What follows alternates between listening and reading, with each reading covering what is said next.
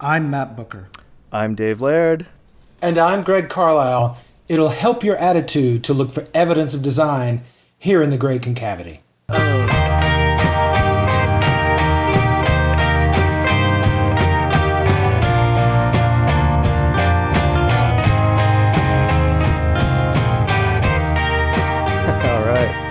Yes. Greg Carlisle, welcome to episode 40 of The Great Concavity. I'm very excited to be here. Awesome. It's great to have you. It's a huge, exciting moment for me, Greg, as we were just mentioning before. The technical difficulties which precede every episode of The Great Concavity is that you and I have known each other a long time, and I would consider you a friend of mine, and yet we have not spent a lot of time on the phone together or ever in person. It is so strange because I've had one phone call, and now this is the most face-to-face time I have had with you. So it's just wild to me that someone who is so important to my career that I've rarely seen face-to-face. So it's very exciting. So you guys have a special relationship, and primarily in that Matt, your publishing company, Sideshow Media, has published, is it 2 of Greg's books on David Foster Wallace? Is that right? About to be 3. About to be three. All right. And we'll get to that. But I mean, more than that, just like Greg has been such a part of my life going back a long ways. And before even that happened, in the early 2000s when Greg joined the Wallace L list, I was super impressed by his reading skills and his ability to provide literary criticism in a unique way. And we'll get into that. But like Greg and I have had a lot of interaction, but like 100% of it through the internet. Mm-hmm. So it's super awesome to have you on the show finally. And I feel bad like you were not, episode number 1, like Greg and I are, Dave and I are feeling our way through this whole process of having a podcast. So I'm going to give you a formal introduction. Okay. Greg has an MFA in acting, actually, from University of Louisville. And for Morehead State University, which is where he's at in Kentucky, he directs plays, teaches advanced acting courses, voice and articulation, directing, and theater history. Greg is also the author of Elegant Complexity, which is, as we will talk about, an analysis of Infinite Jest. Mm-hmm. He's also the author of Nature's Nightmare, which is all about analyzing Oblivion. Right? And he has a forthcoming book on the plays of Edward Albee. All 3 of those books are with Sideshow Media Group Press. And Greg is joining us today from Kentucky. Thank you so much for joining us, Greg. It's super interesting to have you on the show. Anything that you want to start out with by saying about your experiences of being... I think there's going to be a lot of interest in your experiences as a theater person who is also a Wallace scholar. Mm-hmm. Yeah, the impulse the audacity I had to try and say that I could write a guidebook for Infinite Jest came from you're in a theater program where they're telling you, now go up on stage and be the color blue, perform the color blue, and you do something impossible like that, and it kind of lets you. Your acting teachers ask you to do impossible things, and you get up and do it, and it makes you feel like, well, I can try whatever, and if I fail, that's fine. And I spent about 4 years. I finished Infinite Jest in January of 2001 and couldn't quit thinking about it. Mm-hmm. And about early in 2003, I started trying to formulate. I said I wanted to spend a lot of time. I knew that the book had some kind of structure. I knew there was something holding it together underneath, and I wanted to explore that. And so I spent a long time writing that book, and it's sort of like a theater director in that you take each small segment of the book, because the book is divided into like 192 pieces, some of them 20 pages, some of them 2 lines. And how does each section relate to the essence of the whole? And that's kind of what a theater director does when they're breaking down a play, to make sure that each moment it contains the essence of the play as a whole. And so that theater director mentality kind of shaped how I went through and tried to make sense of what held the book together. But was one of the first things that drew you to the book was the Shakespeare title, Shakespeare reference? Honestly, my best friend, one of my two best friends that went to Liverpool with me in that 2009 conference, he had given me a supposedly fun thing I'll never do again. And I said, oh, that Wallace guy that I just read, The Depressed Person in Harper's. Yeah, I want to read this. And when I read the essays and was just, oh my God, this is the greatest stuff that I've ever read. I love this so much. And then he said, okay, here's Infinite. He handed me Infinite Jest. He said, I'm never going to read this. You can have this for a while. But actually, I didn't take his copy at the time. I checked out a copy from a local library, and fortunately no one was reading it, and I kept checking it out over and over. How many renewals did it take to I don't know. It took a long time. I started sometime in 2000 and finished in January 2001. But Wallace's unique voice is what drew me to it. Mm-hmm. And it was the theater training of You Can Do the Impossible that led me to say, I'm just going to write this. I never dreamed I didn't think someone would publish. I hope someone would publish it. But I'm going to do this for myself. And then once it's done, I'll pursue the outlandish idea that it can be published. But fortunately, Matt is outlandish, and so it worked out. Well, we'll talk a little bit about that. I mean, I thought that the amount of work that you had put in as a reader, Wallace's book demands a lot of every reader, but what made you sort of say, I'm going to take this as a formal response as a reader to, criticize and summarize and try to organize the whole book? I just wanted to know for myself. I knew instinctively that it felt chaotic, but I knew something was holding it together, and I wanted to find out what that was. I just wanted to do it for myself. I just wanted to know. I went into it thinking, I'll find all the answers to the questions. It's just will take some time. And then you get through it and realize, he structured it to have holes in it, and you're never going to know the answers. And it was an interesting process of, just like you're reading the book and you hit that last section and realize, this isn't going to end. I started this long process of thinking, I'll answer all the questions. And it's like, what? No, you can't answer anything, but I'll summarize what you can't answer as best I can. Well, I think that's important. And let's back up a little bit and say we're talking about your book mainly today, Elegant Complexity. I do want to talk about Oblivion a little bit, but I think we've had a lot of people who listen to this podcast who want to talk more about Infinite Jest. Mm-hmm. And I feel like the amount of care and attention that you've given that book, going back 15 years to the time when you wrote most of this study or started working on this project up until now, that you've become one of the experts on this topic. And so this is our chance to sort of dive into the details a little bit of some of the questions that we've got from other people who have listened to the show. Oh, great. Yeah, that's kind of the best way to do is field a specific question, because it's hard to talk about it, as you know, in general. So, Well, and let me start out by saying the structure of, Elegant Complexity is a little bit different than some other guidebooks in that it's pretty similar to the Bloomsday book. Yeah. And I guess I want to ask you about your experience of reading Ulysses, if you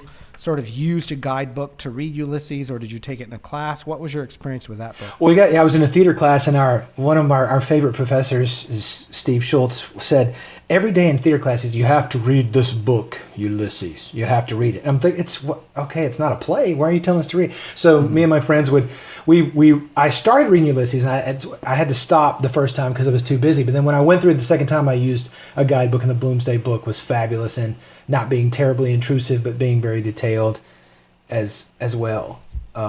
So yeah, it helped my reading of Ulysses a great deal. Well, and what was your impression of that book? I mean, did you just fall in love with it? Did you want to go to Dublin? What was your sort of reaction to it? Well, I like reading difficult Ulysses, and now Infinite Jest. It's made all I want to do is read the longest possible novels. I'm reading Alan Moore's Jerusalem right now. Are you finished Mason and Dixon this summer, and some of the Volman books. But right. How's Jerusalem? I'm curious about it. I love it. Okay. I'm a big Alan Moore fan, and I love the book. Yeah. And the thing about Jerusalem is, like Infinite Jest, okay, let me back up to Ulysses. I found it difficult. I needed help to understand some things in the book.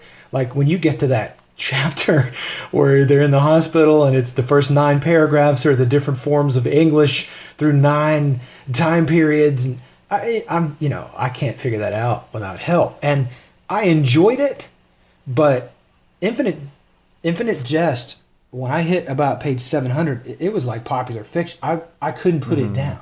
Mm-hmm. It was an insight, but I wanted to keep reading. Even with Alan Moore's Jerusalem, I mean, I love it. This summer I've been trying to read a bunch of stuff while I have some time off, but I have to read a chapter at a time, put it down a little bit. I go through it, but I plowed through the end of Infinite Jest because I was so interested. And to me, it's not as difficult to read Infinite Jest as it is, like the Recognitions and Gravity's Rainbow and Ulysses. Those, Wallace does make you do some work, but I think his work is more in the holes that you're trying to answer the questions with all the holes he's left instead of the text itself. Right. I mean, sometimes people are irritated that he piles up 3 pages of 200 details in a single paragraph or goes on some math tangent, but I just think that's funny that he puts this crazy calculus in a novel. I just laugh. Yeah. So I agree. I just want to say that I saw a thing on Instagram the other day that really annoyed me of someone saying they were about to dig into one of the hardest novels of all time is Infinite Jest. And I was like, really? It's not. It's really not. Like that's incorrect reputation. Like I could name you at least a dozen other novels that are way harder to parse. Shorter and way harder. Way harder, and I think that's a great thing that elegant complexity helps you break down like the actual book itself and shows like it's not that hard of a book. And the key is that I said that those shadowed circles, he put those in there for a reason, and to me as I started the process of trying to figure out what that was, it just seems organized thematically. And when I would go through each section of the book trying to find what's the essence, what's the just phrase of text that's the essence of that one section of the book, and then take if a chapter a group of sections bound by that shadowed circle, try to find out what they all had in common, and it seemed to fall out that each of those shadowed circles lent itself to a thematic unity. And I think that's why it's jumbled up chronologically. He jumps back and forth chronologically and back and forth across characters because he's organizing it thematically. And I think if you kind of accept that will help some frustration at trying to follow the plot. Yeah, no, I agree. And that shadowed circle, sometimes called a limnoscate, it fits in itself thematically with the ideas of annulation, with the moon, subsidized time. Yeah, a lot of circularity. It looks like a pill. It looks like a tennis ball. Yeah, but thematically, I think that's an important thing. That before your study, what is it, like 28 of those chapters? I mean, hadn't really been called chapters before that. Yeah, everyone kind of said it was chaotic, but I looked. It's like surely he put these. There's a lot of shadowed circles at the beginning, and then you don't see as many of them. There's got to be a reason for that. That's true, yeah. Well, and no one had really come up with a coherent theory of why that was, I think, before Elegant Complexity. And, if you don't mind, talk to us a little bit about, so you put a lot of work into it. I mean, ultimately, this ended up being like a 500-page book. I mean, tell us about, your experience. Did you think there was, in 2005, 2006, did you think there was a popular interest enough in this book to support a reader's guide? I wasn't sure. I mean, I saw that the first guidebook had come out in 2003, and then another one came out in 2005, and each time I'd be like, oh man, I'm probably gonna have to quit. And then I'd read it and go, I think what I'm doing is different enough from what Stephen Byrne is doing and from what the Harvard writers were doing. I said, I think this is different enough where people that are interested in those studies could also be interested in this one. So, yeah. Well, and you added a ton, in addition to doing summaries and kind of thematic organization of every chapter. Like, you added a lot to the actual kind of subsections. And, you know, one of the best things I love about your book, Greg, is the stuff at the end, which is all of the charts of the outlines of, you know, trying to do a chronological reading of the book, and, you know, the ETA stuff and all of the lists of characters who are at ETA and who are at Init House. Can you talk about the process of just organizing that? Did you do that as you read, or is it after the fact?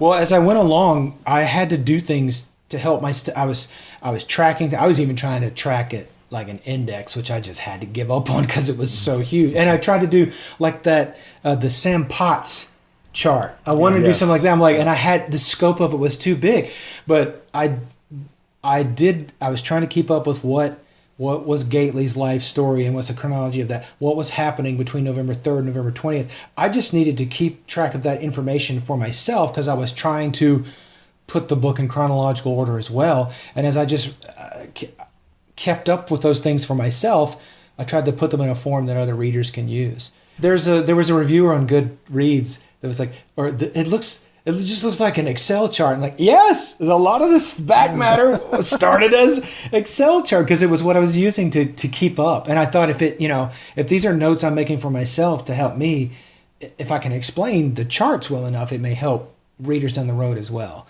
Mm-hmm. I hope the book would have one foot in helping, you know, non-academic readers and another foot in gathering a bunch of facts that might help academic, you know, paper writers have a wealth of information to help their specific studies. I hoped it would serve both purposes.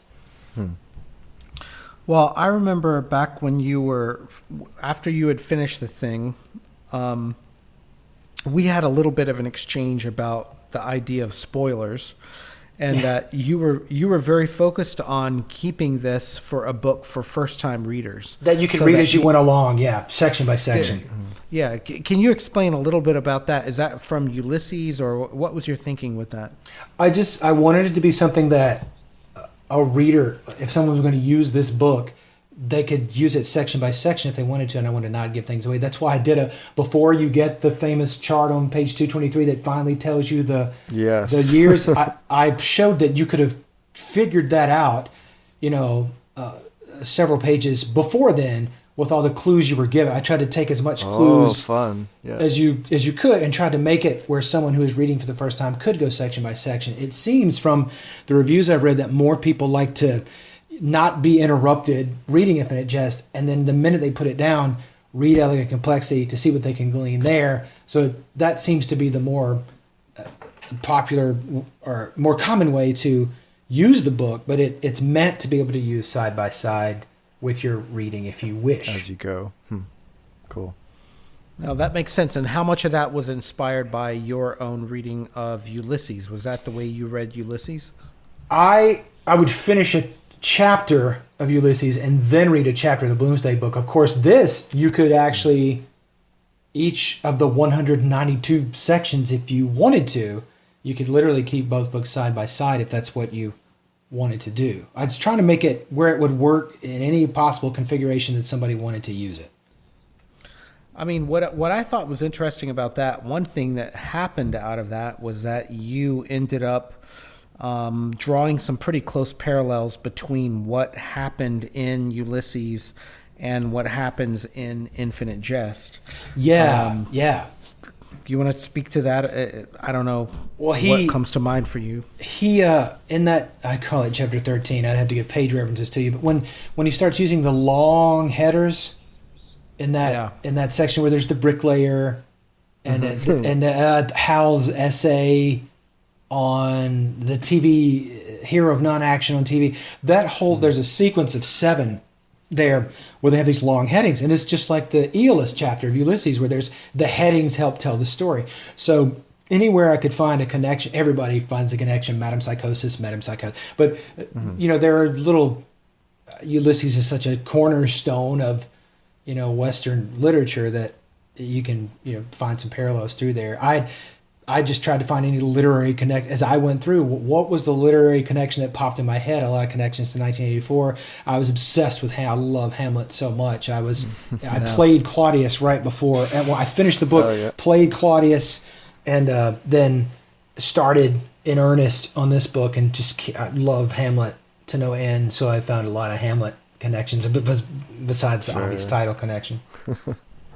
Well, and even the ending, I mean, there's Molly Bloom in Ulysses where, Gately ends the sort of novel with this dream memories. Yeah. And Molly is also in bed, and there's some sort of similarities there that you drew that I don't think other people had drawn on before. I thought that was super insightful to me, but also your perspective of being a theater person and talking about Hamlet and Infinite Jest. Is there any other stuff that came to mind as you were reading the book about like, oh yeah, this is definitely Hamlet or Shakespeare or anything that jumped out at you? Brothers Karamazov, maybe. Wallace. There's an obvious reference to Brothers Karamazov. I didn't find as much connection there. There's a couple, but Hamlet just seemed to be all over the place. Even in there's something where I even related it to Fortinbras. I can't remember what. There was something about that scene where Hamlet actually sees Fortinbras crossing. Where was that? But there's something about that fighting over a patch of ground was maybe I related that to the concavity.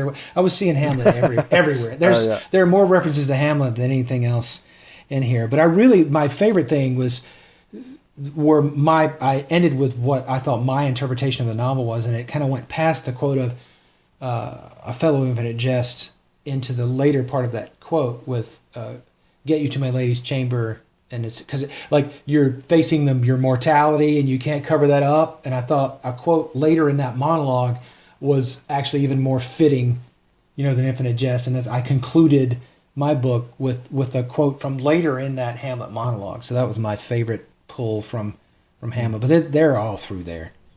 Mm-hmm. So well, let me ask you about that, because we've talked about in the past that the first couple of words of Infinite Jest could be read as a response to Hamlet, and the first couple words of Hamlet are "Who's there?" and I am in the here. The first couple words of Infinite Jest are like I am in here. I am. Mm-hmm. But we know from David Herring's book, Previous Guest, that was actually not the original opening of Infinite Jest, that it was supposed to open with the professional conversationalist scene. right. So I guess I wanted to ask you a little bit about, do you think that the final form as we know it of Infinite Jest, is there any value in looking at other drafts of the book? I think, because Stephen Moore has you can still probably find on Nick Manianis' site, The Howling Fantods, I think you can still connect to Stephen Moore's comments on the draft that he saw. And I've read those, and they were very interesting, but it didn't seem to alter what I thought was. I didn't even it was interesting to see where the changes were, but I and maybe I didn't study it enough, didn't see a lot of major alterations in the scope of the novel, just reading through his notes on the draft that he saw. Well, and I think that's fair. I think there's a kind of misconception that the book was radically edited, and I don't think that it was. I think that there's not 500 pages of the book on the cutting room floor, and I think there are fewer than that would make a difference. And I think what people are really interested in are those holes that you identify in your study about what, there are 3 or 4 that are what really is going on here? What's really happened? What happens to Hal? What happens to, Joelle, metempsychosis? Is she really deformed? And I think that reading, if nothing else, reading the stuff in the archive is an argument for the fact that Michael Peach would have been really helped by your commentary. I think he could have really used a reader like you to just go through and be like, okay, wait a minute, Loria P. What's going on with Loria P? I would assume, Greg, having done this book, that you've probably talked to quite a few people who have just read Infinite Jest for the first time and have a lot of questions. In fact, I did. You guys know I was doing the And But So podcast too with some fielding some questions. So that was right. Because they've recently just read it for the first time. Yeah. Yeah. So what are some of the most common things that people ask you, or things that they want to talk to you about how they're processing the novel at the end of it for the first time? In the old days, the question was often, did Hal you take the DMZ or did Hal watch the film? But that doesn't seem to be a popular question anymore. But I definitely, my process through the book was, how can I provide like Occam's razor, the simplest answer, or anything I want to say, I want to try to justify with a piece of text. Now, when I was trying to answer the big questions as kind of a conclusion to the book, that kind of went, it was like, okay, I would try as simple as possible to put this craziness together, but it still kind of comes off as, you can't really try to answer all the questions I tried to, but I kind of collected the information that here's everything, and I'll try to assemble it together. But through the body of the book, the page by page of the book, I tried to make it where if I said something outlandish, I tried to give at least one, if not several, textual references. Yeah. And I give some justification in the book that I don't think there's any chance that Hal watched the video. There is a chance that he took the drug, because his toothbrush and his cup is missing for several pages, and we don't know where it was until he got it back. And so someone could have doused it, but there are not that many people. It would have to be the Wraith or somebody to douse it, because there's not that many people that know. There's only two other people that know it was a drug, and the drug's gone missing. And the Wraith Jim's Wraith made Infinite Jest for Hal. So why would he put I don't think he would put the drug. It just, there's a possibility, but it just doesn't make sense. And I thought my conclusion was the simpler, less outlandish conclusion that Hal's problem stemmed from he stopped using marijuana. And there's textual, Pemulus was saying, if you stop, you're going to be the Walking Dead, and there's reference to these things and references to where his ankle hurts or not based on what he's taking. And I think without his crutch for social connection, the marijuana that helped him not feel so awkward socializing or connecting with people is gone, and it makes him more insular. And I thought that seemed more of a solution than the wild solution. So that's one thing, and let me just say that I love the fact that Occam's razor describing this book gets you to about 500 pages. I know. That's awesome. I did not want it to be that long. But I felt like everything was important. I knew I wanted to go section by section, so it was going to be lengthy because it was very important. Even if it was a 2-line section, treat it as just as important as the eschaton section. Yeah. And I would really try, but it just felt like everything mattered.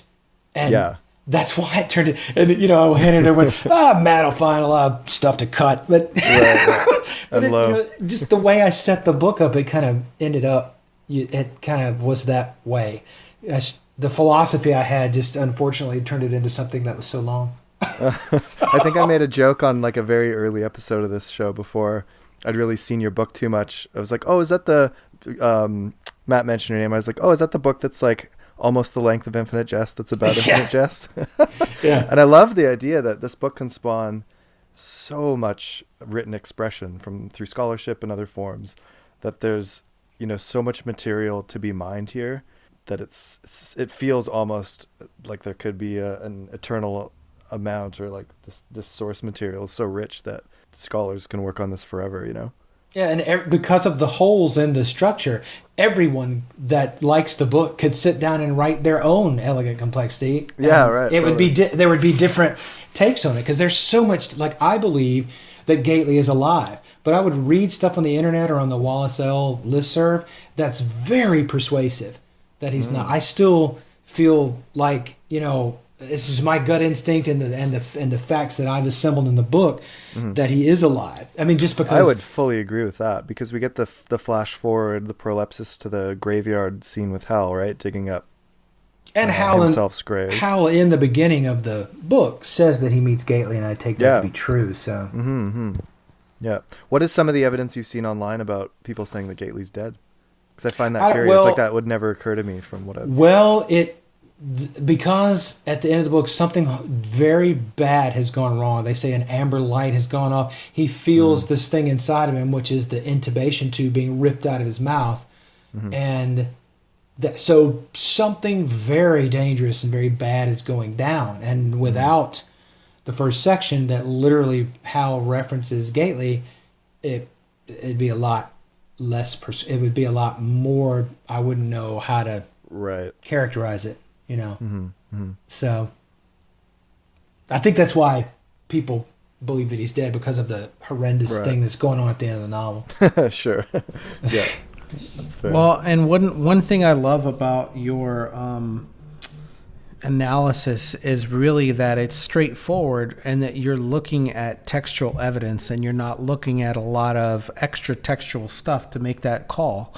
And I guess, I want to ask if, like, the way that you wrote the book and compiled your summaries and criticism, was it sort of like as you're reading as a first-time reader, and that's what someone else would get on their first time? Yeah, I was very much trying to make it something that first-time readers could use. Because what I did is for 300 pages, I kept constantly flipping back to keep it all in my head, and then I gave up. Went, okay, I'm just going to enjoy this, and I'll go back and figure it out. But, it's so complex, it takes a while to figure out. Yeah. But so how many rereads have you done, like, in the process of writing the book? How many times? Well, it's weird, because I did the first reading and couldn't quit thinking about it, but then I spent 4 years writing the book, and I would go over and over and over and over and over the section, trying to summarize it and pull out things that connected to the various themes and notes about what I knew was coming up. So it was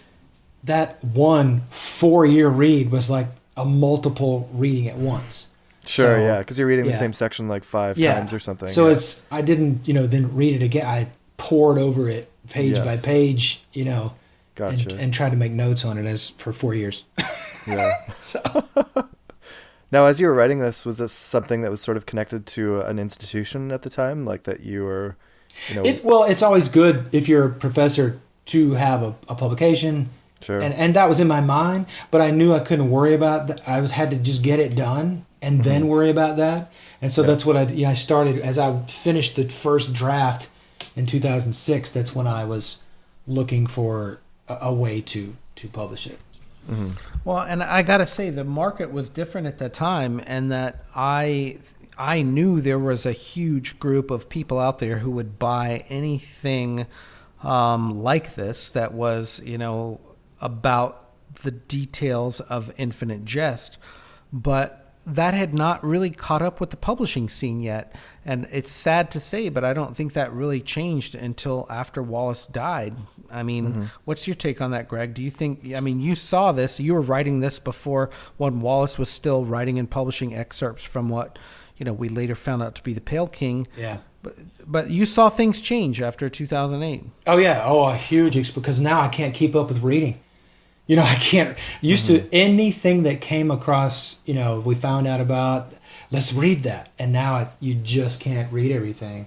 Yeah. But my take is more, I just don't, most people, you're kind of, if you're writing in academia, you are required to relate what you're reading to, how does this relate to the seminal French philosophers of 1968? Or does this relate to the things where, gender issues and these things that are what academia is focused on? And I was theory stuff. I was just like, I'm trying to break this thing down like a theater director. So it doesn't, this and Oblivion and the Albee book, it doesn't look like your standard, we're going to relate this to this idea of philosophy or this particular academic issue. So in addition to its length, its style was not what you're what generally gets you published in academia. So that's another reason I'm thankful to Matt. It's more for I like mean, the lay reader or something. Yeah. In a way, yeah. Well, but I hoped academics could it's gathering stuff. It's like if you want to write about this particular theme in Infinite Jest, I tried to tag each section so you could pour through this, and I'm going to not overlook any instance of this theme that I'm writing about for my paper for this journal. I'd hoped it would be used there as well. It seems to be more a general read. Academics appreciate it, but the general reader is the people that usually comment on it more. Yeah, and are grateful to have it. And I want to go back to that moment in time, because whenever, I first met Greg in the early 2000s on the Wallace L list, is that you have to put yourself in that frame of mind, is that there were a lot of smart people who were interested in this book. Yeah. And they didn't have anyone else to talk to about it. Yeah. And there was lots of activity. I mean, and everyone had theory. There was all kinds of summaries of here's what I think. It was fantastic. It was just such a joy to discover that in 2003. And that all those people having that discussion kept me going. I mean, it's at some point I should have said this is taking me forever. This is going to be 500 pages. What the hell am I doing? But the fact that, like Matt said, there were people talking and interested and seemed to be on the same wavelength that I was, helped. I put that in like the acknowledgments of the book, the daily, reinforcement from being on that listserv. You kept my motivation strong through that time period. Well, and we didn't have Facebook. We didn't have Twitter. We didn't have any other really channel for this kind of discussion. And it's almost hard to imagine, like in 2003, like Google was not super dominant the way that it is now. And so like for people finding the book, finding this community on an email list was super important. And like Greg says, there was discussion about it all the time. And there were always people wanting to reread the book and go through these details. And Greg was one of those people who was always willing to engage with, every sort of detailed question. I mean, did you ever get tired of that, Greg? No, I was writing the book, and it's always happened. I always feel like I'm trying to self-promote when I post on the list, because someone asks a question, and my best answer to the question, I articulated it in the book. If I just say it off the top of my head, it's not going to sound nearly as good as the stuff that I carefully poured just over. Copy paste, and I just copy. I'm constantly copying stuff. But even before I published it, even 2003, 2006, if there was a question, I would go cut from my manuscript and like throw it up there because I had written about it, and it was much better articulated there than me just making it up again off the top of my head. Yeah, save yourself the work too. In those days, I don't know about you, but I was about like 1.5, reads through the book. And so I relied on your decisions or your discussions of stuff to send me back to the text. And I remember one particular thing. I don't want to go through everything in the book, but there was one particular thing where you kind of offhandedly said something about Madame Psychosis being so beautiful she was deformed. And I was like, that actually is what I think. And when you first read the book, there's a lot of back and forth. Like, is she beautiful? Is she deformed? Why does she have the veil? And then reading your analysis of it, I was like, it's pretty straightforward. She's so beautiful, she's deformed. And I read that in your text, and I was like, you know what? I'm just going to go with what Greg says. That's correct. And textually, it she is beautiful, and then clearly the acid. She calls Orin Dodger a flung acid extraordinaire. And clearly she's hit. And then I think the attention, there's something about that where the intention increases. And then that's when she dons the veil, is after she's been deformed. And you can just see this. And there's an element of vulnerability to that kind of facial scarring, that your heart goes out. And in a sense, some kind of love goes. Think about that, on the internet. The girl that has had the burned face and is telling those stories about how people made fun of her. That thing on the internet, have you seen, that keeps cropping up? And there's something about the beauty of that, the vulnerability of the deformity ratchets up the beauty in a sense. I feel like it was some of it was your authority on it, that having read the book so thoroughly that I was willing to like kind of stop the debate and just defer to Appeal you to on authority, it. yeah. Well, I try to be as persuasive. That's another reason the book's 500 pages. I tried to throw as much text to support everything I said as I could. I was trying to make the most persuasive case that I could, but you can still find pretty persuasive cases that disagree as well. Anybody that can cite some text, you've got that hole that kind of keeps things open. So yeah. So about 10 years later of your book being out, what comments or what sort of theories or angles have you taken that you found to be the most controversial that people have wanted to talk about with you in terms of the ways that you've interpreted certain sections? People don't really talk to me. They did yesterday. Colleen did yesterday, and there's a little bit of overlap here. I can't help because we're talking about the same topic. But I don't really. There's not really, now that there's not as much traffic as in a listserv, there's not as many people to talk to about it. But when something would come up on the listserv, I would try to post what I thought about it. A big one is I don't know if we want to get into this, but a lot of people hate the Clonette narrated section. And I get that it's way too audacious for a white male to write in that dialect. And I, as a white male, sitting here justifying it, is like, so we write that off. But I do think the reason that he did that was increased empathy. Like in the whole book, he uses third-person narration, but it's so close. I call it the narrator for Gately, or the narrator for Joel, or the narrator for Steve, because the third-person narrator is so articulate. It seems like the third-person narrator is inside the head. It might as well be first person. So then 2 times in the book, Wallace, who uses this other than he has Hal do some first-person narration, that makes sense as a major protagonist.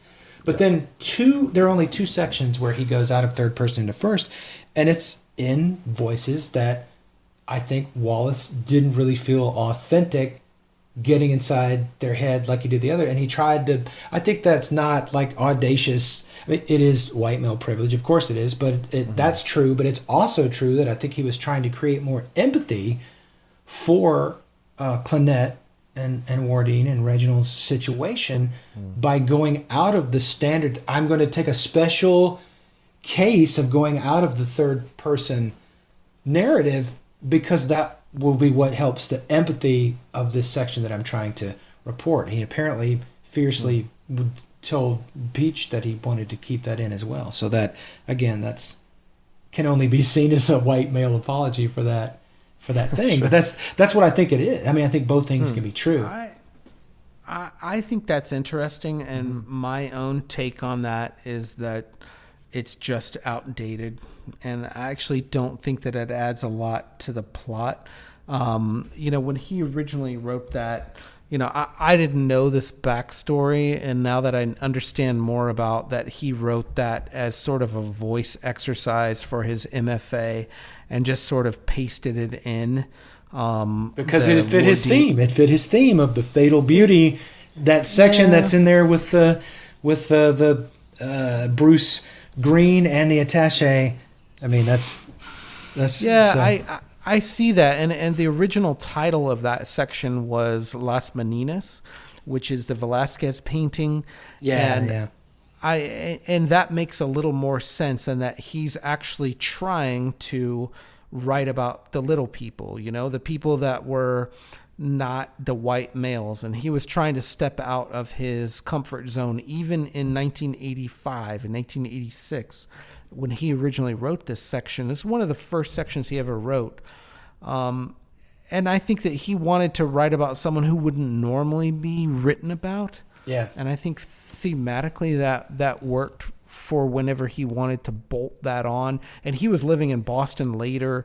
He wrote that when he was living in Arizona and then moved back to Boston. And I think he sort of realized, like, you can't just write all about privileged white dudes, maybe. But I don't know that it's super successful. I think there are people in this day and age who read that and are turned off. I mean, do you see that, Greg? I do think people are turned off by that, and that it can make them say, I don't want to read the whole book, which, I mean, you can't really fight that response. It is, a choice that's kind of is awkward. And all you can do is say, yes, you're right, but I also feel like it was there for empathy. He could have taken it out. His editor asked him to take it out. He felt it was important, and that's, although two things are true at the same time. It's an awkward thing that is a turnoff to a lot of readers, especially now, much later. And there would have been a turnoff in 1996 too, as well. I mean, that kind of stuff stopped. What do you think, Dave? Well, yeah, I think it would be very hard to see a book get published in 2018 that had sections like that in it. I think that it could be very, very well insensitive. Yeah, it's hard though. I know, right? Because like as you're saying, Greg, like this is a deeply sort of creative exercise in assuming the voices of people that have a very different background and experience from you. And maybe there's some humanity to that, but also maybe there's a very conversely different position about power and, structural issues in society to do with race. And I think it's very complicated and hard to look at those now. And I like the fact that there are a lot of Wallace scholars who are tackling that in very serious ways right now. Yeah. That's not the area that I worked on in my master's thesis about the book specifically, but I love going to talks about class, gender, race, ethnicity, and things like that are coming up at the conferences in the last couple of years. So I appreciate that that's a burgeoning field, and I hope to see that continue, because a lot of people have thought way more seriously about it and in more insightful ways than I have. So yeah, and I thought, and I loved reading Claire Hayes Brady's book. That was easy to read. A lot of academic texts can be hard to read, and I think both Claire's book and David Herring's book they're in that land of academic writing that can get published, but it's still, for me, a lot easier to read than most articles. But without losing any of its complexity, which I enjoy. And I just went on this tangent because we were, what do you talk to people about? And I really don't. I mean, I see things come up on the Wallace list that people are, and I'll try to throw some justification out of my book on there. And that's really kind of how it goes. That's why I'm happy to field questions from you guys, because I'm like, yay, okay, I don't really get to talk about it that much. Well, I think that's interesting too, also from a perspective of like, what should an MFA fiction writing program be teaching, or try to encourage or discourage, because I think Wallace clearly wrote that section and a lot of what was in his MFA thesis as like voice exercises, where like in 1985 and 1986, a lot of stuff that was getting published was like, how sort of operatic can you write, and how different, can you embody everything that can ever exist? And, that was different than like just writing, Raymond Carver short stories that were popular in the New Yorker 3 or 4 years before, that were all about like, how drunk can you get and write about it poetically? I'm dead serious. Yeah. And that was the aesthetic, was like, how spare and like edited down can you be? Yeah. And so in the mid 80s, there was this reaction where it was like, no, how sort of, loud can you be, and how sort of embracing can you be? But no one would teach that now. And what's popular now is very much memoirish, or like autofiction, and like, you write your own experience that's thinly veiled. Mm-hmm. And see, I don't know if it's good or bad. I think Infinite Jest, what gets me about people not liking it, there is so much empathy. It's like, I felt like I was feeling for the other person constantly. Mm-hmm. It's like, now it may take 3 pages of erudite detail that's hilarious in its over-the-top listing of details, but there's empathy in there. So Yeah, I totally hear that. So like if we have issues that okay, these sections are appropriative, sure, maybe that's true. But like if you take the work as a whole and you look at the heart of the novel, I think there's so much humanity in the book that to say that Wallace is committing certain sins throughout, maybe that's true, but I think like on the whole he's doing something very profound about the human experience that is entirely full of empathy. So yeah, look how lonely and desperate we all are, and it's Yeah, very yeah. sad and it's very funny, and the only way to is to converse through that instead of isolation. So, Yeah. I'm, Yeah, I'm fine. I think throwing like the whole book out with the bathwater is like missing a really valuable and profound thing, you know? People saying that they would refuse to read the book based on some of those issues. Like, while I absolutely respect that, I think it's like, I would feel sad that the person was missing out on some really big, important life stuff too. yeah. Thematically, that is the reason that I find the book, one of the reasons that I find the book so compelling and why I, recommend it to people. Yeah. But it's starting to feel almost not embarrassing to do that, but it's become this thing, in the last year or two with a lot of these publications that we're seeing where it's like, do you really want to be associated with this book? And we're at a weird kind of place, I think, in being fans of Wallace's writing, where it's becoming increasingly more castigated in media or in some of these outlets. I don't know. Maybe that's the swings of literature, with some time. Yeah, exactly. Like 20 years down the road, yeah. or 50 years down the road, you rediscover something that's such a unique voice that people will fall in love with again. So, Yeah.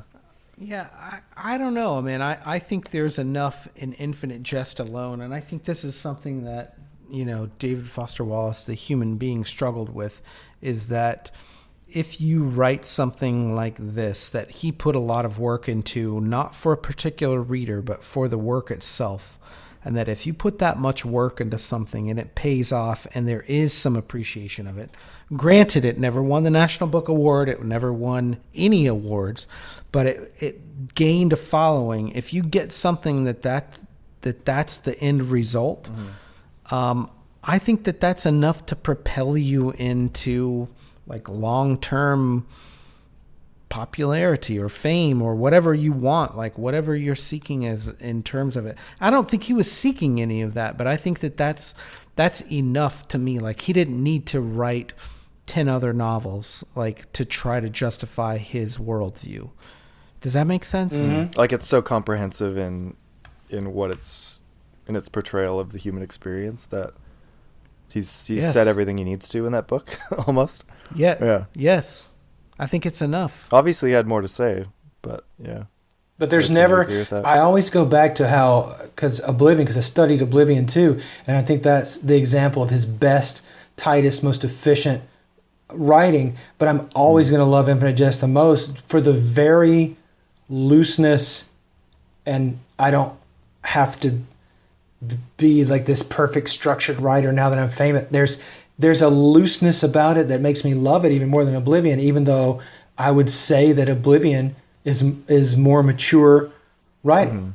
Yeah, for So- sure. Yeah, let's talk about that for a second, because I thought when Oblivion came out that it was, like most of his story collections, just collecting whatever came along. That he had done X number of years of publishing stories and it was time to do another collection, until I read the actual title story, Oblivion, which I first read, 2002. And I thought that story blew me away. And, he put Mr. Squishy as the first story in the book, which I feel like is kind of off-putting and super complex and kind of show-offy as the first story in the book. And, I wanted to get your take on that, Greg, of like how approachable is that after Infinite Jest as Wallace's fiction? I think page by page, Infinite Jest is easier and more fun to read, but the short stories are shorter. So I thought it would, Oblivion might be the way really the essays are the way into Wallace, I would think. There's a big debate about that too. But they are easier to process because they're not a 1,000-page novel. But denser and harder, more philosophical. Yeah, very. I found Oblivion to be just the hardest almost of Wallace's poetry work. level, almost like the density of what's in each line is because he'd ramble on a while and like Shakespeare style, ramble on a while and get to my point. But also like Shakespeare, in that every single word has meaning. And for Oblivion, yeah, there's just an efficiency. There's like every word seems to be rife with meaning there. It's very tight. Yeah. Well, and there seems to be a surprising lack of criticism about some of the other stories in Oblivion. I mean, I think the most critically acclaimed story in there is Good Old Neon, but I think the stories Oblivion and the Suffering Channel have not gotten their due. I mean, what do you think about that? Yeah, I thought this book would be, people would talk about it like Joyce's Dubliners or something. I thought it was this landmark short story collection, that people would talk about, and I just think there's so much richness there, but it just seems undiscovered outside the more. Lots of people that aren't even Wallace fans will try to read Infinite Jest, but no one really picks up Oblivion as far as I know. To me, the person whose voice is the closest, or who the effect on me is the closest, is George Saunders, and his he's like 3 books of stories which are just wonderful to read. I would think, hey, if you like George Saunders, you should try Oblivion. You should try these. I mean, I don't know. I don't know why Oblivion is not more widely read. Yeah. And I really love your take on some of those stories in particular. And I have a sort of pet theory that as writers develop, they get slightly more interested in the supernatural, and especially in like dreams. And you see this with a lot of writers. I mean, you could throw in Saunders there, you could throw in Borges, but talking about Wallace, the story Oblivion itself, which is set in sort of a sleep study world. Yeah. I mean, to me, that has a lot to do with a sort of popular fictional movement around brain science and, what is happening with the consciousness while we're able to study it. I mean, how did you approach that story? When I read the stories, I thought what connected it was all the figures that I did with the nested. I think there's nested layered narratives here. And so there's so much layer there because of the dream. And I believe there's kind of a switch. Well, there is a switch at the end. And I try to articulate what that is. To me, it was more not so much the dreamscape as this nested narrative. And the dream world was a great example of a story that was kind of being told on several levels, or it had many layers to it. But I thought all the stories in that book had again, I found those nested concentric circles were a great way to kind of visualize and unify the stories in that book.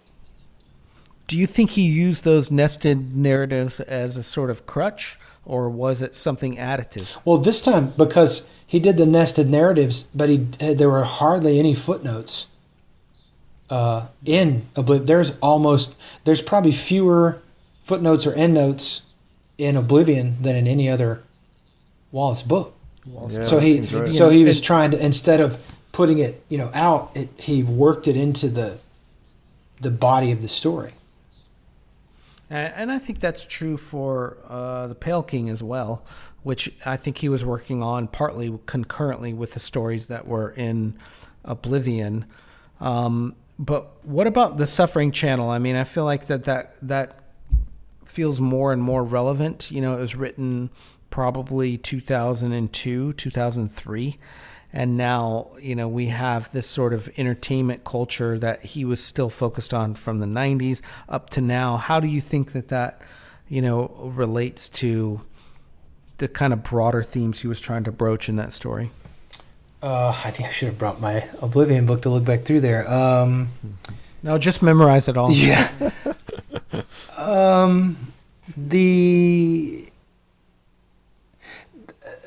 That situation of human loneliness. No, like I fantasize about being able to talk to the celebrity. We'll turn any. We want to make this person who defecates art a celebrity, but then we want to make fun of that at the same time. We're lonely, and it'll turn us bitter, like comment section on the internet or something. So that just again the loneliness of the people in that story. One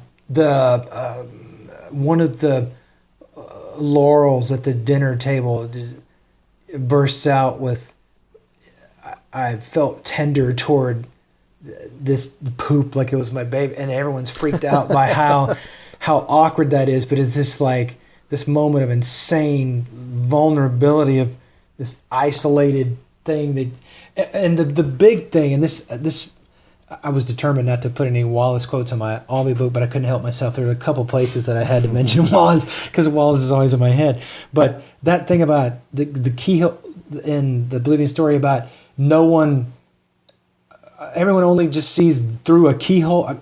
You can't ever really connect with anyone else because they can only see into the keyhole of who you are. Everything you are, you can't communicate. And that was big in the Albie book that I'm doing, this gap between, you know, your desire or need to be understood by another person, but it's a gap that can't be bridged.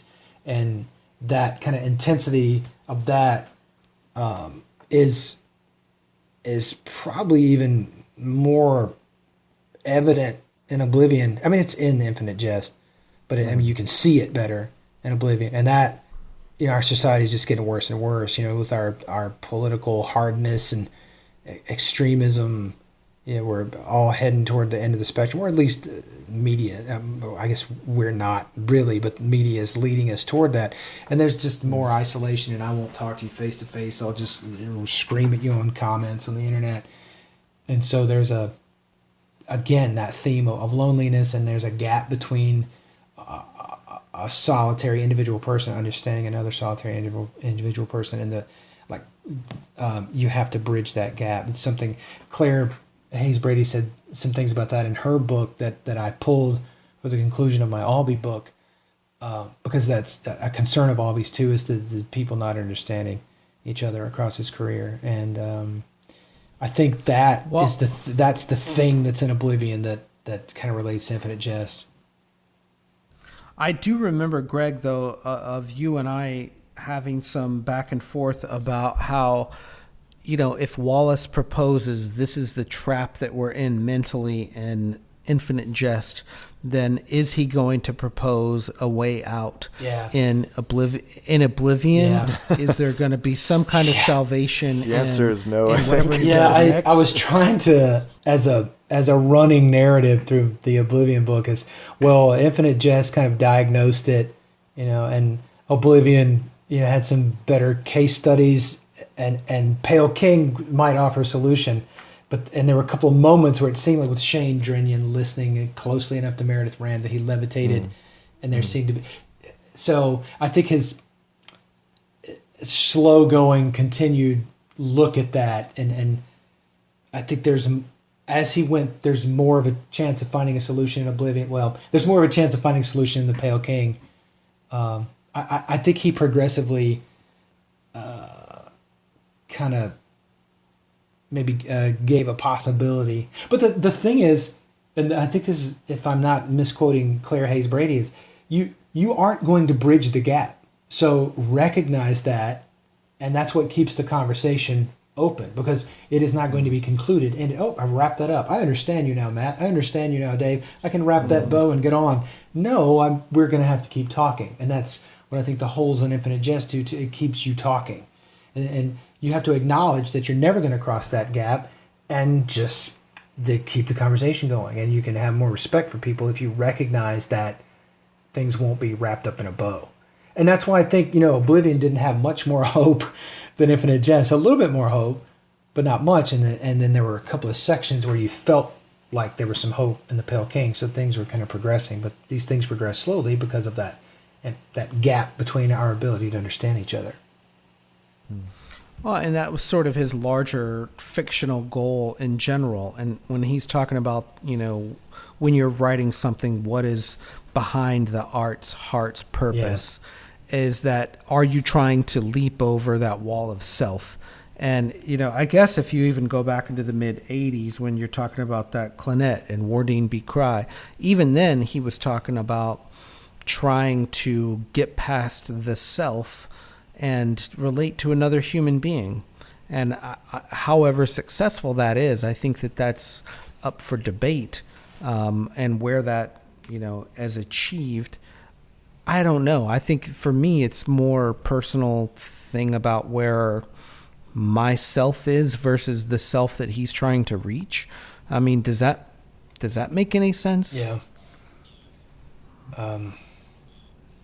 I mean, he can't ever cross the gap, but it's like, let me present this to you and leave, instead of wrapping the plot up, I'm going to leave all these holes in this book so that we can keep talking about it. And even in Oblivion and Pale King unfinished, but even with Oblivion that was tightly finished, there are still things that we need to talk about to figure out. And through talking about what's going on, well, you're talking about just Wallace to the actual reader. There's no way for that.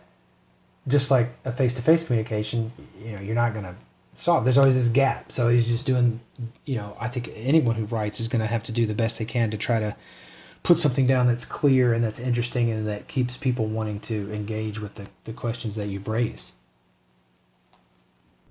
I mean, how did you feel, Dave? Do you feel like there was an empathy was totally achieved and solved?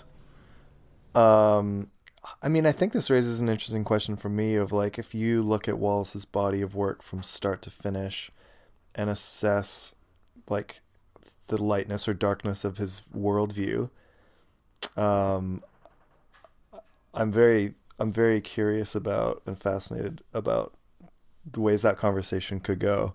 I think that Infinite Jest is like a deeply salvific and soteriological novel, and that's kind of the core of my master's thesis.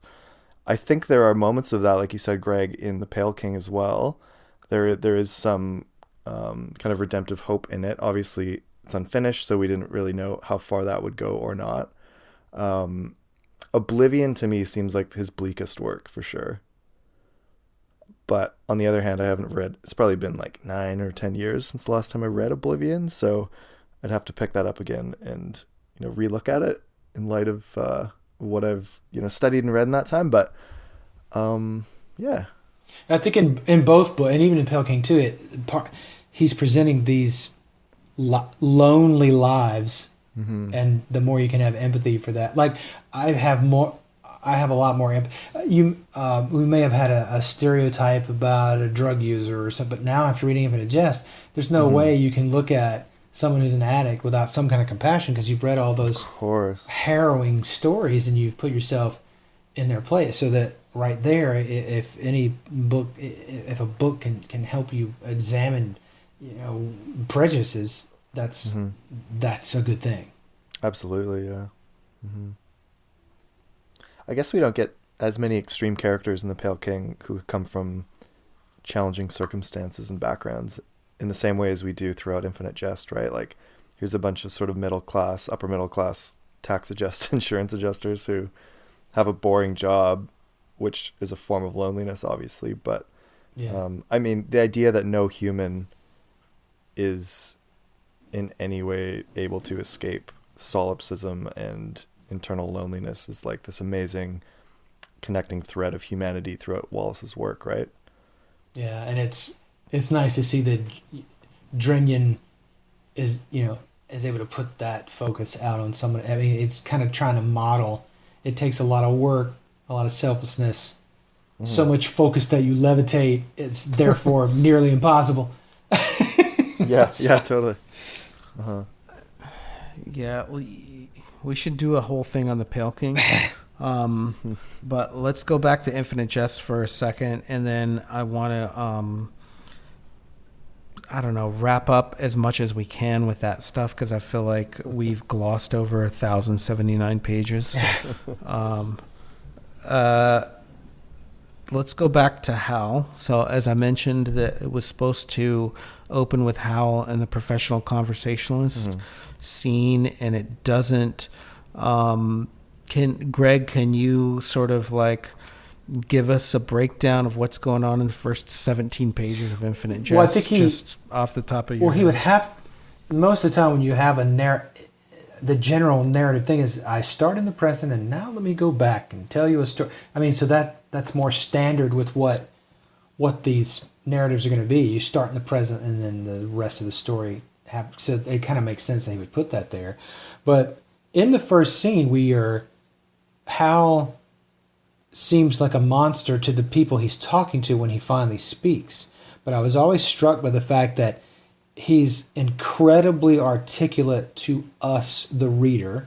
So as long as we're like inside his head with him, we have no trouble understanding him. And he's still, he can play tennis just as well or even better than before this strange thing happened to him. Because his training at ETA has got his body so conditioned that when he does retreat to his head, that body can go automatic and he can still play great tennis even though he can't communicate with other human beings because he can't get outside of his head. He can compete with us because we're communicating with him in his head, but he can't communicate with the people who are auditioning for the college program because they're right there face to face with it. I'll buy that. So I'll buy that if it's cheap. I'll buy that. Such a curmudgeon, Matt Booker. No, it's like no. I'm just hard to persuade in general, but I'm open to persuasion. And actually, having Greg on the line is super valuable because he can give us all kinds of other recommendations of where these kinds of ideas appear in theater history. And I know nothing about that. Yeah, so me too. Tell us something, man. Well, Tell us, Greg, what's the one? Is it Taming of the Shrew? Most people cut that opening thing where this drunk guy has a dream and then the whole story comes out of that. Most people cut that, but it never goes back to it. I mean, do I have the right play? I'm pretty sure I have the right play. It's Taming of the Shrew. The Christopher. Right, I'm gonna go read it. Christopher again, Fry. There's the opening bit where the guy like has a dream of the whole story, and they never go back to it. It's just the opening scene, and then you're done. I mean, I think the production that I did, I think the director had the sleepy guy like walk back on after the last scene or something that's not in the text to kind of make it more palatable to our 2018 taste or to whatever I did 2000 taste when I did that play. But yeah, it's happened before. So talk to us a little bit about. I'm going to switch gears totally now and just say I'm satisfied with this. Talk to us a little bit about your interest in Edward Albee. Well, I've had a lifelong interest. I mean, in undergrad when I was still. This is why I laughed a lot of the Wallace's math stuff in Infinite Jest. My undergraduate degree is in electrical engineering. It was like the worst engineering on the planet. But being raised in the deep South, I didn't realize you could have a career in there. I mean, I did intellectually, but I didn't realize I could do it. And I was at my engineering job that I hated, learning lines secretly, hiding my script under my desk as my boss would walk by. And, I was talking to my then fiance, now wife, about, and she just said, "Why don't you go back to school in theater?" It's like, oh my God. It was like this revelation that I could actually do that. Yeah. Yeah. And now I've forgotten the question because I'm rambling like a pedantic professor. Well, just I mean, Albee in general. Like, I don't know so Albee. Albee. So when I was an engineer back at Mississippi State, and engineering student, and I started getting interested in theater. A friend of mine was in theater, and I started going and auditioning. and I took the acting class, and from literally 1987 on, when I first did a scene from Who's Afraid of Virginia Woolf, and then shortly after that, a student directed Albie's American Dream, and I've loved Albee since then. I read all of his plays for fun, probably in the 90s, and then when I started getting another book idea, I started analyzing new plays because I wanted to write a book like Elegant Complexity that was related to Albee. And then I was doing research on that, and then I put that aside to do the Oblivion book, and then came back to it with a vengeance, and now we have that. So the Albee, again, I love his work so much. I wanted to find what's the common thread. And the book is about taking what, after reading and making outlines and trying to keep all the plays in my head, what are the common themes across his body of 30 plays, and trying to summarize the plays with a hint toward those themes. So it's very much like, it's structured somewhat like Elegant Complexity, but it's only going to be 300 pages. So there, over 30 plays. So I've gotten more efficient. I didn't think every single word had to be talked about like in Infinite Jest, but so that. And of course, that idea that you can't ever really know someone, there's this gap you have to come across, ended up linking in a couple places to Wallace. So I just find it interesting how, there's no commonality between these two at all, really. But I just because I'm interested in both of them, I noticed that. But if Wallace, if you are a Wallace fan, that Elegant Complexity helped you, and you know about Edward Albee, you know about Who's Afraid of Virginia Woolf, or you're an Albee fan, this might be something for you. Well, one thing that's crazy about it to me is that, I don't know, 10 years ago, I never would have thought that, Edward Albee would outlive David Foster Wallace. I know. Yeah, absolutely. And there's a lot of kind of writers in that group. I would put Updike and David Markson in the same group, who ended up outliving David Foster Wallace. Yeah. But Albee just seems almost from a different generation. Absolutely. Yet his later works, it seems much more like culturally, relevant than what Wallace was able to produce. He's just very bold. He's always been like shocking and bold, and he got validated for that in the 50s with the Zeus story, and so he can put something like The Goat out in 2002. So yeah. Well, and I remember you. I asked you several times for a recommendation for plays, and I remember you gave me a Ted Talley book. Yeah, Terra Nova is my favorite. My colleague is getting ready to direct that at my school in October, so I get to see it. Very excited. I love that play. Ted Talley was the screenwriter. He won an Oscar for the adapted screenplay for Silence of the Lambs. He went to school in Yale. He was a Yale playwright with some other famous playwrights.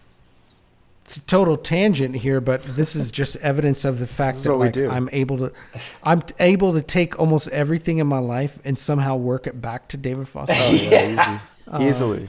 So Ted Talley won Oscar, as you say, for adapting Silence of the Lambs, the book, Thomas Harris for the screen. Yeah.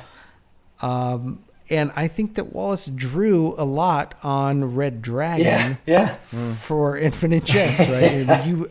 You mentioned this stuff as like his description of Gately's gun, right? Yeah. Like it's basically drawn from Red Dragon, although the movie, which Ted Talley adapted, wrote the screenplay, didn't come out until 2002. The book came out in early 90s, mid 90s. Is it Silence of the Lambs?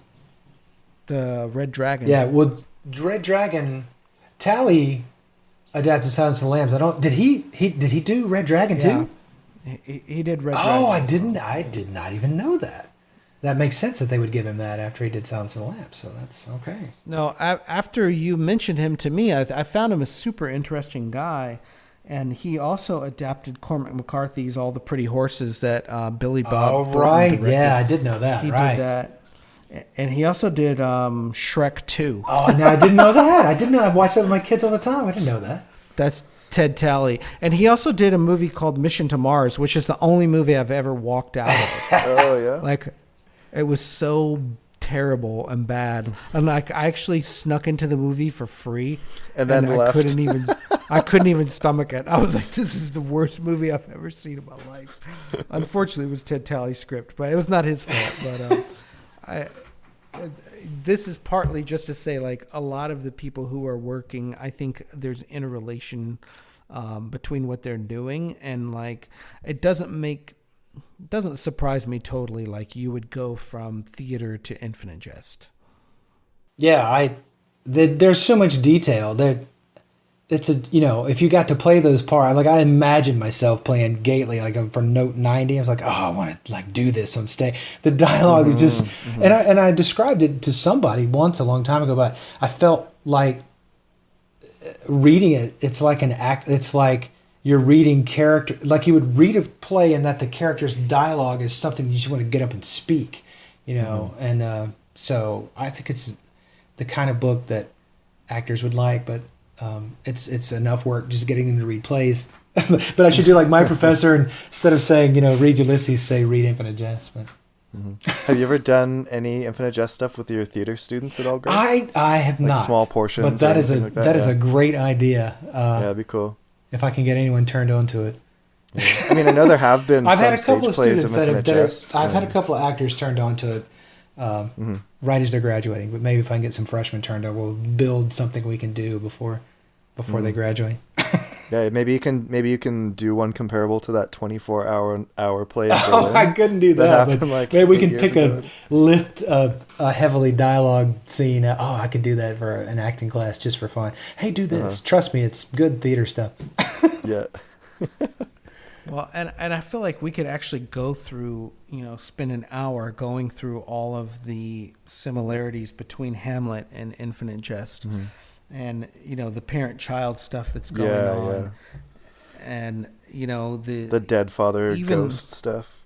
Yeah, of course, and the graveyard stuff. And I mean, again, Wallace, I don't know, 1988 submitted an application to a residency saying he was working on a novel called Infinite Jest. And in my mind, you can't really have a novel called Infinite Jest without the Hamlet stuff. Oh yeah, like for sure.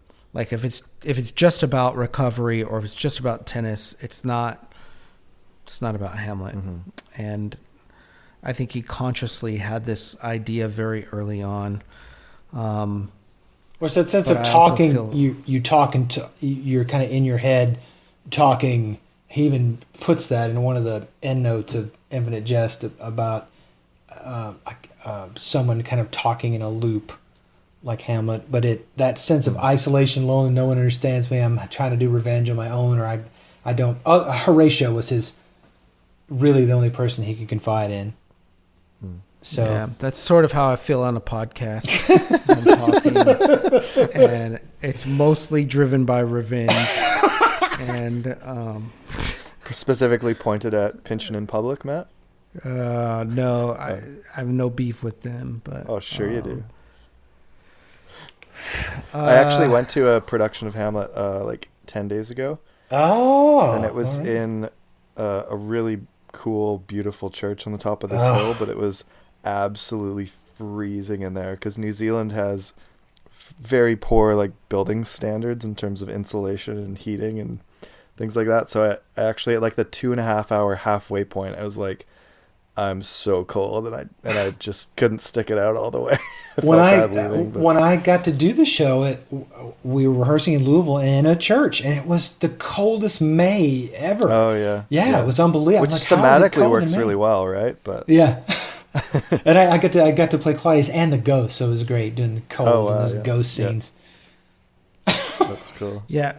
I went to Hamlet like 9 days ago, so I'm right with you. I'm sure you're actually. Yeah. I'm sure your listeners now are like, why are we talking about? Did we go to Hamlet on the same night, Matt, then? In different I was parts? joking. Oh, yeah. I was joking. It was a bad joke. No, I liked it. So, Greg, you're basically done with the Albee book. What are you most interested in right now? Where's your head at? Taking a long break from writing. Yep. Sounds really good to me. That's my life. I want to try to do my regular classroom work and directing plays for school. Getting ready to direct Tartuffe in April. Oh, cool. And I've read that. I just want to be focused on that and not feel completely stressed and everything. And so I've had a fun summer getting to direct my daughter and other young, like middle school or high school age kids in a 40-minute version of Midsummer Night's Dream. Oh, That cool. was unbelievably rewarding. They did a great job in 6 days. Whoa. I was so freaking rewarding. And that kind of stuff. I just want to be able to kind of, and read. I've been able to read a lot. I'm like, this has been the summer that I haven't been writing for the first time in years. And that lack of responsibility I'm really liking that. But, Awesome. I've really only taken notes. I had an idea of trying to relate the long comic book Cerebus to other encyclopedic novels like Ulysses, Infinite Jest, the Recognitions. I took a lot of notes on that, but that'll be like I'll tinker away at that for 20 years, and then when I'm retired, say, "Hey, Matt, are you interested in this?" So. Oh, yeah. That's not a very exciting. That's not a very exciting answer for you about what am I working on. But it's in the moment of these working theater classes and directing and reading for pleasure. So that's actually a good answer for me. That's cool. That is good. I mean, I'm more just interested again. Like, what are you interested in, and like what's working for you? What sounds good? So that's good. That answers that. Trying to read more. I'm trying to read the Jerusalem, and then I want to. Wallace list is stacked up with recommendations with the overstory. It's like I got to read that, and what's the new Sergio de la Pava? The Lost It's like, Empress. man, How can I read all these long novels? I got to stack them up and try to read them. So that Have you read the instructions, Greg? Who's that? By Adam Levine. They talked Out of about Chicago? it's on my radar because they talked about it on the list. I haven't read it. But I have not read that one. I would put it. It's a huge encyclopedic novel. It's bigger than Infinite Jest, like as an object. It's a slightly shorter by page count and quite a bit easier to read. Is that But McSweeney? McSweeney's put it out. That's right. I would put it as my second favorite novel after. Really? Okay, I so it's love back it. up on my list now. Now there's a So third book I need to funny. read. Yeah, it's great. Matt Luter read it last summer as part of a bet that we had, and he really loved it as well. So I felt validated. Dave, have you ever read Roberto Bolaño? Yeah, 2666. I've read. Oh, I was turned onto that by Matt. Yeah, I loved reading it. It was the onslaught of reporting the crimes. I'm like, this is you can see how you get raw and like you end up not treating the crime as this horrible thing because there's just an onslaught of it, and it's like you've got 300 different mentions of it. You've got to fight it. You got to fight against watching the news. Because I try not to watch the news because it's so miserably depressing, and it's like I'd rather have my kids watch. It's like them watching an R-rated movie or something, and but it also makes me hellscape. It makes me insensitive because they report on these things, and I know it's like, I don't believe anyone on the news has much empathy for what they're reporting on. They're just kind of reporting for their own sake, and it just drives me crazy, and it makes me cynical, so I have to turn the news off. And that 2666, I remember going, oh my God, it's like the 200th one.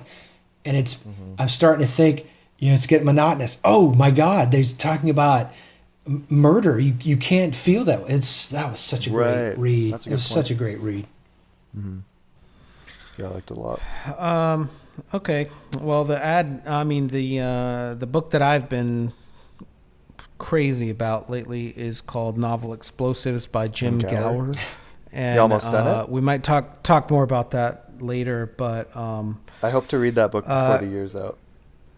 So you should. Yeah.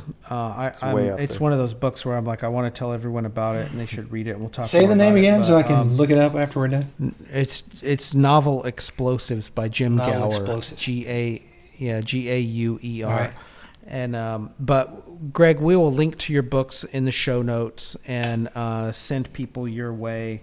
You're not really on Twitter. Are you on academia? Where can people find out more about your work? Facebook. I'm on Facebook. I don't use it very much. I would. You can if You maybe should put my email on there because that's what I'm going to check. And I'm happy to feel. I guess we didn't get to fielding a lot of specific questions, but I am happy to go cut something from my old manuscript to answer whatever question, whatever specific. No question is too arcane. So maybe you just put that G. Carlisle and Morehead State up there and invite anyone who didn't get their question answered. I will engage with anyone about any esoteric Infinite Jest question. That's a great offer. Yeah, I love, trying to persuade people. It's cool. like, if you agree with me, then this is great. But yeah, that's probably the best. That's what I'll read. I mean, you could Facebook is there, but yeah. Okay, good. Yeah, we'll link you. Super helpful that way. That's awesome. Thank you so much for that, Greg, and I appreciate your friendship over the years and your being in touch about this stuff. And it's kind of crazy that you and I are still talking about this book. I know. a good 15 years later. Yeah. It's a pretty good sign. When we first started talking about it, maybe 16, 17 years. I don't know. Yeah, I joined the Wallace L in 2003. So this year we're 15 straight years of 15 years. Yeah. So we've been talking about this book a long time. We're going to transition a little bit. Dave and I have some show business to talk about, and I don't mean show business. I mean business, the business of your show. Yeah. Previous stuff about the show. Yeah. Dave, do you want to catch us up on what I'm talking about? Yeah. Before we do though, I kind of have like a final thought on some of the stuff that we talked about today, specifically pertaining to like the politics of representation and privilege and things like that. When we were talking about that section, it reminded me of a tweet that I saw back in April from Madam Psychosis, who is probably, like, I would say, the biggest Wallace personality on Twitter. Like, she has like almost 7,000 followers, and most of her tweets, or a lot of them, are about Infinite Jest. And wow, anybody who follows like our show will follow her, like no questions asked. And she retweeted somebody named Mary Boo Anderson with a quote saying, "Telling men who've clearly read David Foster Wallace to read David Foster Wallace as a power move." Which is really funny. I love lovely. that. I think that's so great. Funny. That's funny. And then her response to that, Madam Psychosis responds, "And then a beautiful conversation with a stranger about sincerity and loneliness and addiction and the beauty of maximalism ensues. Yes, these are the power moves the world needs." Oh my God! It's like she's the real Madam Psychosis. That's great. that could have gone on the radio show in the books. Yeah. Well, so, not that explicit and clear. Yeah, totally. It's like, so yes, there are these political issues about power and ethnicity and representation that we need to talk about, and we want to continue talking about. But like, as we were saying, the heart of the book, the heart of Infinite Jest, has to do with these really personal, deep things about what it means to be human. And I love the way that she captured that in such a poignant way. So, and I don't think me and Matt Megan would be talking about it for 15 years, and that it would be still in the popular culture if that isn't what it was about at heart. I mean, if it wasn't about that at heart, we wouldn't still be talking about it. Absolutely. You would have to hate my guts to tell me to go read Infinite Jest. It's like, that's not just a power move. That's like, I fucking hate you. Oh, totally. Yeah. Like they've really got your number. Power here. move. Yeah. If someone said, "You look like the kind of guy that hasn't read David Foster Wallace," yeah, I'd just faint. Greg Carlisle wrote a 500-page book about Infinite Jest. Yeah. Okay. Thanks. That's not just a power move. That's like, I hate you so much. I want you to die. Yeah, totally. Okay, got it. One of my good friends here in Dunedin, New Zealand, since I've been here, he's a really literary guy. He started reading Infinite Jest about 2 months ago, and he's been reading it on and off, and he's been filling me in on where he's at every time we hang out. And we were talking this weekend, and he came across on like a review or some kind of forum about the book, like, has anyone actually ever read this book? It just seems so outlandish that someone would have read it. I don't think that person exists. And then someone writing a comment like, "Oh yeah, like this book has sold 1 million copies, but literally no one has ever bought it on Kindle." The implication, of course, being that you buy it as an object to impress people with, but why would you buy it on Kindle? Because like no one's going to see that, you know? That's true. But people have read No this one's book, ever read and it. people love this book, and people have a lot to say about it. So we're here to connect those people. That's part of what I sort of see our role as with this, doing this show, and it's been good. Speaking of people that we've met through the show, as Matt, you were just saying, we offered a contest on our last episode.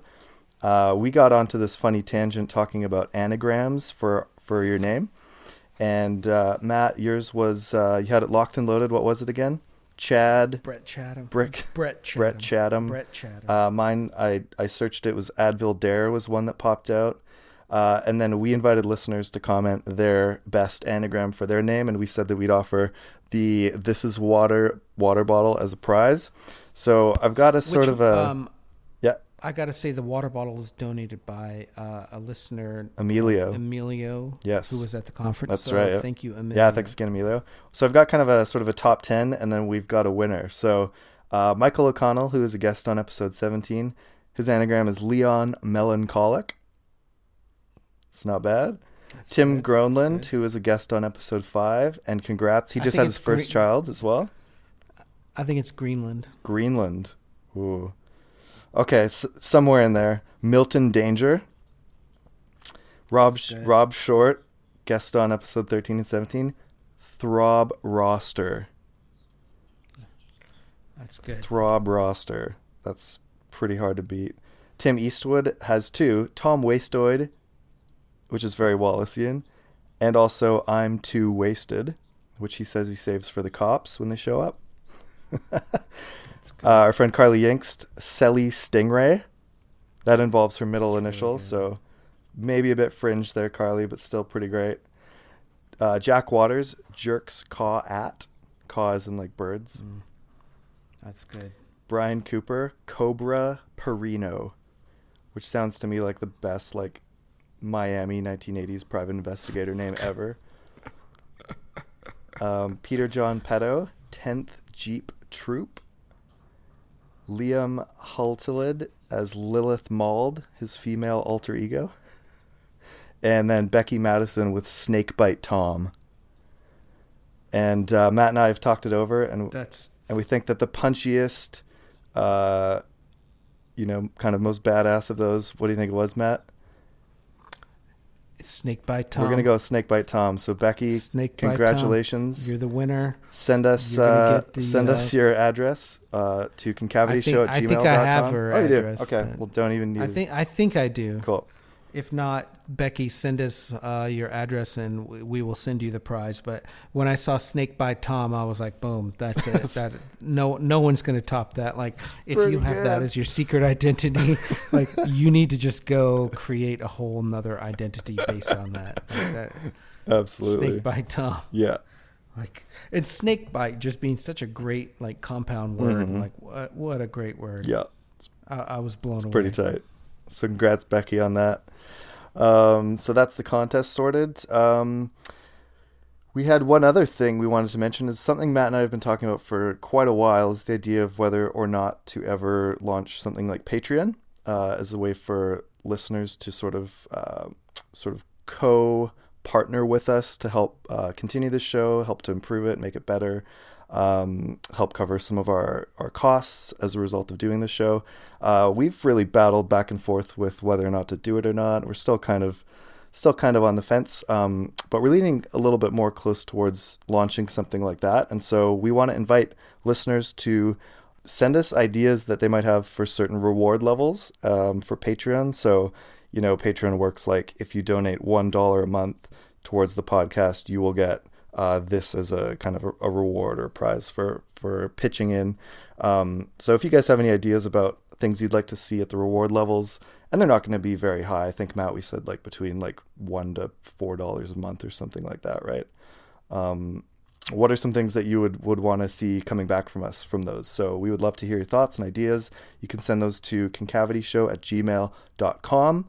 You can hit us up on Twitter @concavityshow. We are on Instagram @concavityshow, and we're also on Facebook as The Great Concavity. Any last or final thoughts from you, Matt or Greg? Anything we missed before we do our thanks? Until next time. Thanks for being on, Greg. Yeah, thank you so much, Greg, for being on episode 40. Matt, do we now have as many episodes as you have years, being firmly entrenched in your middle age now? Or is it Not 41? I'm almost 42. Almost 42, okay. I'll bring that up in 2 episodes then again. As always, thanks to Robin O'Neill for her art, which is the icon for our podcast. She actually had a show in Seattle 2 weekends ago. I was really bummed to be over here in New Zealand, missing out on that. Otherwise, I for sure would have gone and checked that out. And we want to thank Parquet Courts, the band, for letting us use their song Instant Disassembly. I mentioned last show, Matt, I think that they're doing a show in Vancouver on Monday, September 24th. I have a ticket. I'm going to be there. If you're also going to be there, hit me up and we'll hang out. We can talk some Wallace and see a really good band. So that's all we got. Thanks for listening to episode 40. Greg, thanks so much again for coming on. Really appreciate it. Turn on the white noise murmur of the AM band and the last classic rock band's last solid record. Oh man, Rob's tweet the other day about Infinite Jest being a Wraith-based salvation system, or Don Gately's story as being Wraith-based. I love that. That was so good. That was great. That was my favorite. That was great. Yeah. And then his next comment was like ducks. As in, like, from the incoming rotten fruit at the dad joke. Yes. Loved it. Yeah, it was good.